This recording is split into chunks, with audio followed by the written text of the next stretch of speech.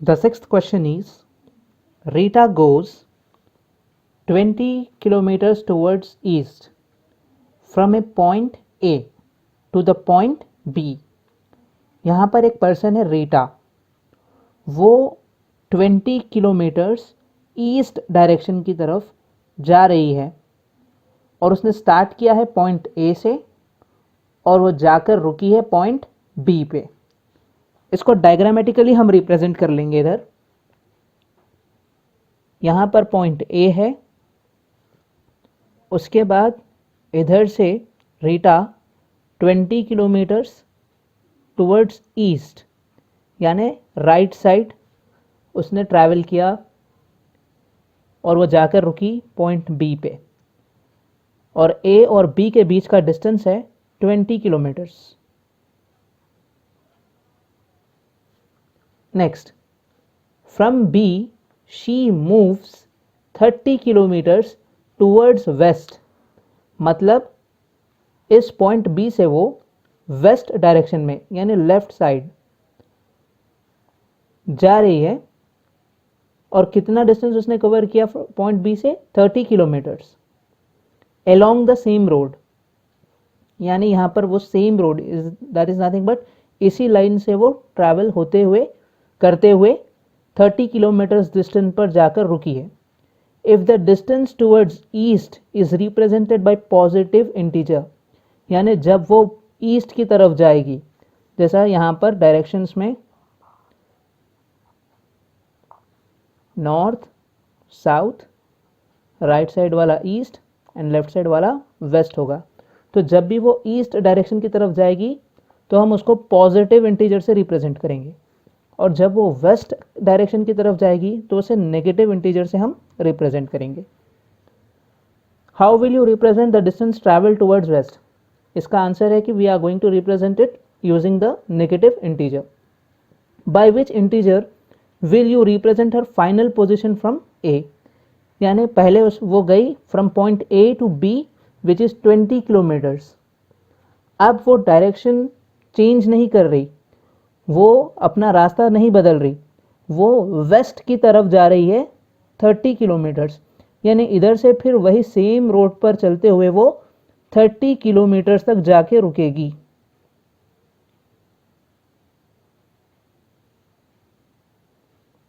यहां तक, और ये ऊपर का पूरा डिस्टेंस होगा 30 किलोमीटर्स।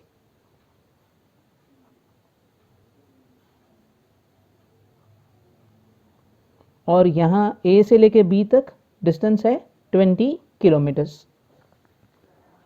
जो ये बचा है वो डिस्टेंस हमको पता करना है, यानी distance between a and c. तो सबसे पहले हम मार्क करेंगे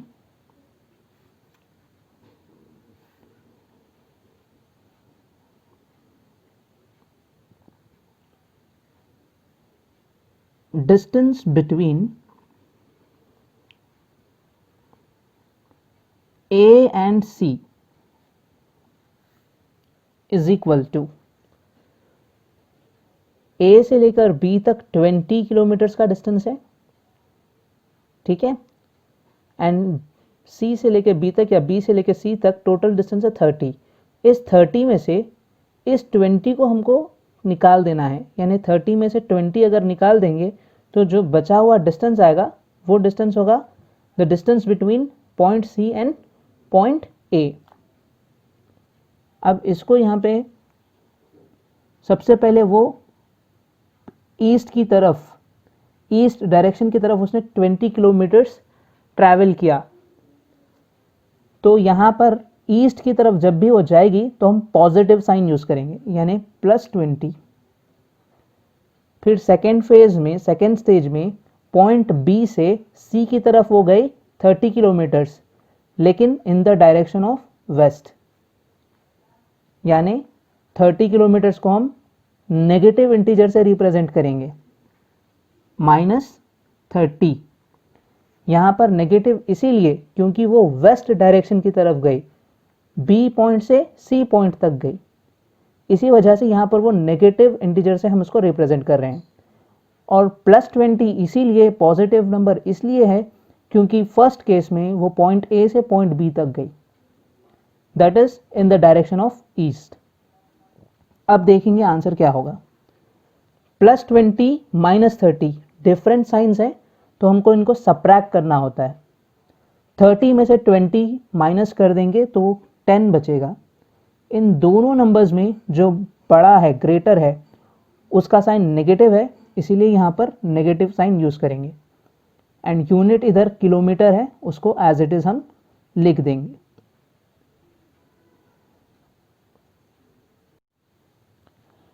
Let us solve seventh question.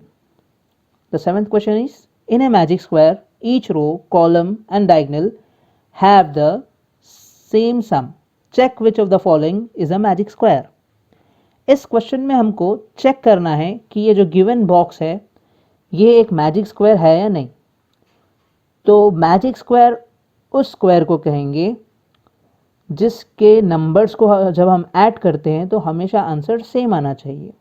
और कैसे ऐड करेंगे नंबर्स को, पहले एज अ रो वाइज इसको रो कहेंगे, first row, second row, third row, and जो वर्टिकल हैं उनको कॉलम्स कहेंगे, first column, second column, third column, और जो क्रॉस्ड हैं एक कॉर्नर से दूसरे कॉर्नर तक उसको डायगनल्स कहेंगे, first diagonal, second diagonal.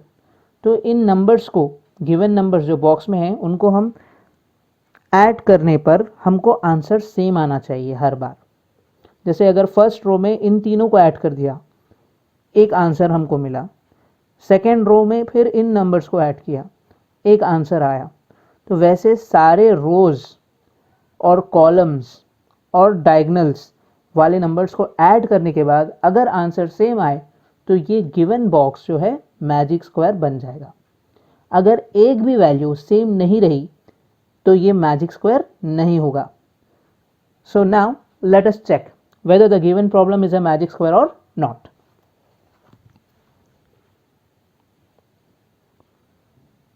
Solution. Firstly,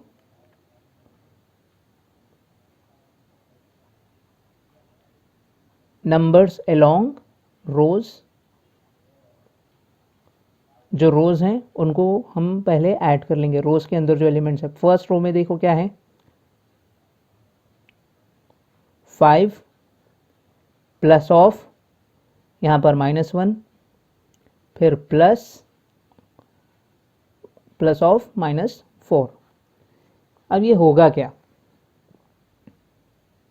5 as it is, plus into minus is -1, plus into minus is -4। अब इधर 5 - 1 is 4, -4 as it is, 4 - 4 is 0.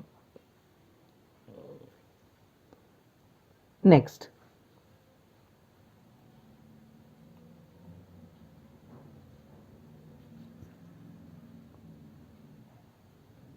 second row, which is -5 plus of -2 plus 7, which is equal to -5 plus into minus is -2 plus 7। इधर यहाँ पर -5 है और यहाँ पर -2 है, दोनों के साइन सेम है तो दोनों ऐड हो जाएंगे, 5 + 2 7 होगा, और minus sign as it is हम यहाँ पर लिखेंगे, एंड जो रिमेन +7 है वो भी हम एज इट इज इधर लिख देंगे। नेक्स्ट स्टेप में 7 - 7 इज 0। नेक्स्ट, थर्ड रो, ये वाला 0 + 3 प्लस ऑफ -3, ये क्या हो जाएगा, 0 + 3 plus into minus -3, 0 + 3 is only 3, -3 as it is, 3 - 3 is zeros. Okay, अब ये थे नंबर्स अलोंग द रोज। अब हमको नंबर्स अलोंग द कॉलम्स भी ऐड करने हैं।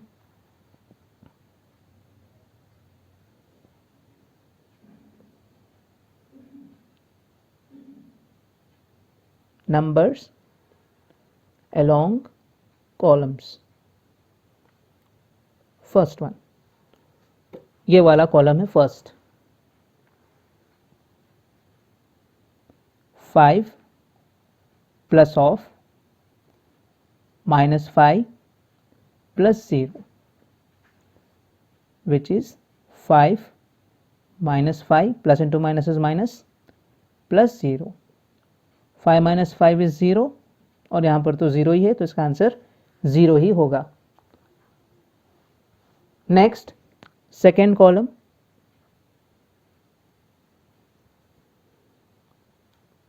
ये वाला है -1 प्लस ऑफ -2 प्लस 3, ये इक्वल होगा -1 plus into minus is -2 as it is plus 3 which is equal to, यहाँ पर -2 and -1 they have same signs, तो वो ऐड हो जाएंगे। 2 + 1 इज 3, बड़ा नंबर 2 है तो उसका साइन नेगेटिव है, इधर नेगेटिव साइन आएगा, और जो बच गया वो एज इट इज होगा। -3 + 3 इज इक्वल टू 0।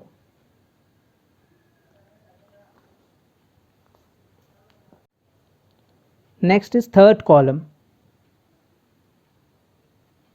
तो थर्ड कॉलम क्या था, -4 + 7 -3, -4 + 7 प्लस ऑफ -3, ये क्या होगा, -4 + 7 प्लस इंटू माइनस इज -3, इधर -4 -3 have same signs, they get added, 4 and 3 is 7 with a negative sign plus 7 which is equal to 0। सो अभी यहाँ पर हमने रोज भी कंप्लीट कर लिए, कॉलम्स भी कंप्लीट कर लिए, अभी हमको डायगनल्स करना है। डायगनल्स में क्या है, 5 -2 -3,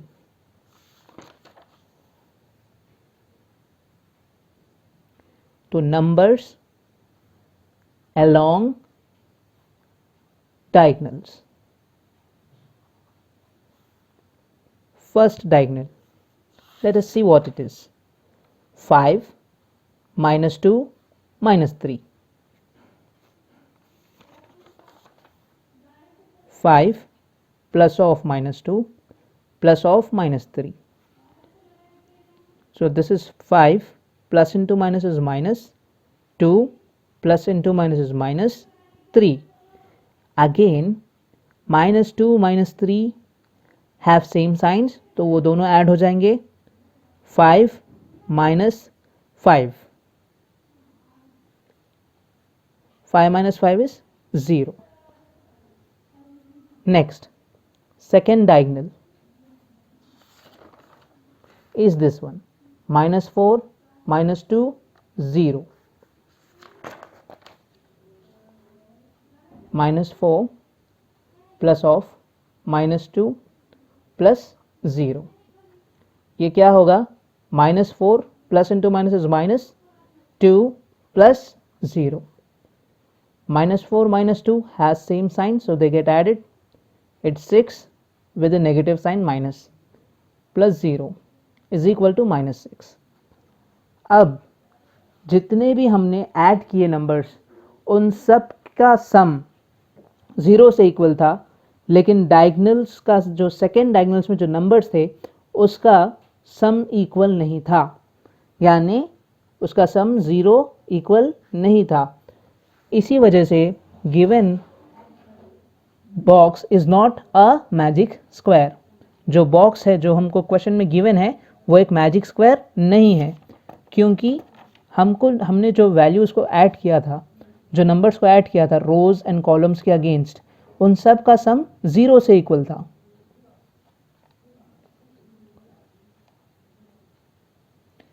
इसका सम भी 0 से इक्वल था, इसका सम भी 0 से इक्वल था, इसका सम भी 0 से इक्वल था, यहाँ पर भी 0 आ गया था, यहाँ पर भी 0 आ गया था, यहाँ पर भी 0 आया था, यहाँ पर भी 0 आया था, लेकिन लास्ट में हमको 0 नहीं आया, सेम आंसर हमको नहीं आया।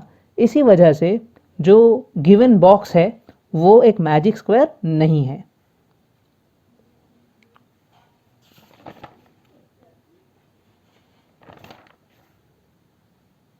Given box is not a magic square.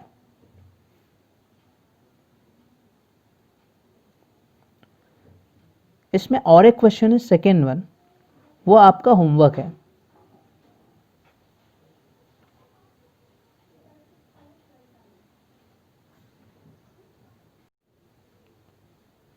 The eighth question is, verify a minus of minus b is equal to a plus b for the following values of a and b.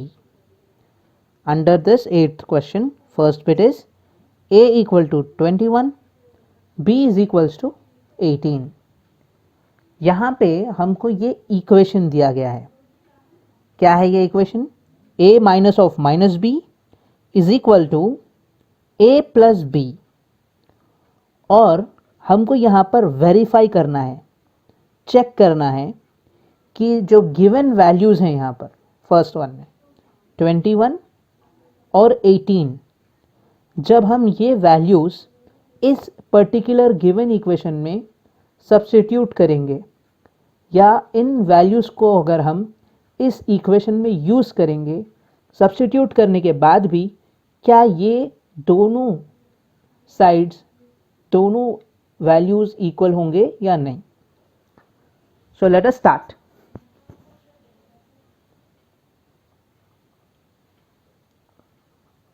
Consider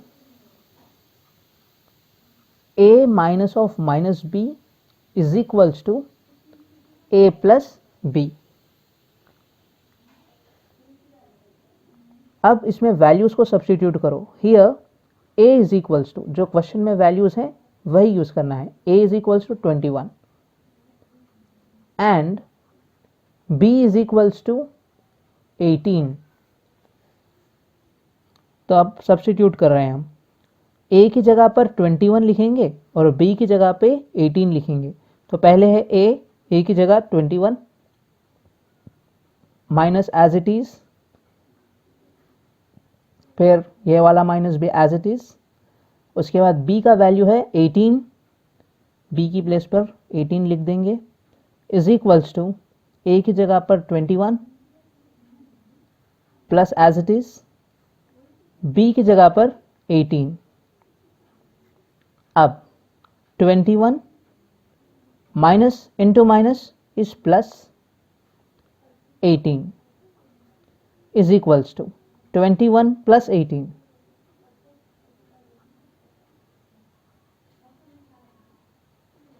39। यहाँ पर भी 21 plus 18 which is 39 is equals to 39। ये दोनों values equal हैं। LHS is equals to RHS, hence verified. बस इतना ही हमको पता करना है कि हमको जो वैल्यूज़ गिवन है वो वैल्यूज़ इस इक्वेशन में यूज़ करने के बाद क्या LHS और RHS इक्वल होंगे या नहीं। There are still 3 more questions, second, third and fourth. These are your homework. You have to try it by yourself. All the best.